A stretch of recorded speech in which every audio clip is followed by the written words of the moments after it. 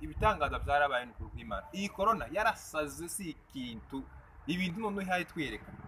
Uzi ko ntari ko muri Kenya hari abana beza gutya, ijoro n'utuzi tw'abana beza bose dusigarana ababi gusa. Ni mu gutaha abana bose ari kubisikana hirya no hino, nagira cyo umwana mwiza, nagira cyo undi mwana mwiza, nareba hejuru umwana, ahubwo turaza dukora amaksida kubera gusamara n'ukuri kw'Imana. Ikindi noneho cyanshimishije kuri corona n'ukuntu umuntu ari mukamagenda mu modoka ari we wenyine widegemze ntaku bakumvoyere ngo barakuzana abantu batabarindire kare kwa mugenda njewe nyine gutya kandi nkamanisha amafaranga mporanisho bizo bintu zaneje cyane ntaku cyane hejuru umushoferi cyangwa umucyari kunte muri batanu kare baba bakomesheje bari barasaze.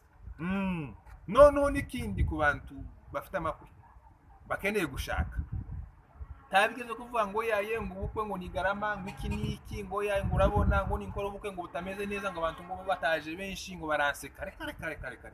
ubu ngubu nuko amuhamagara pasiteri naso na nyokoromi mukora mu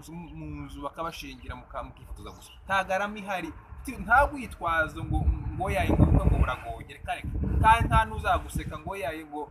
ntiwakoze ubukwe bwiza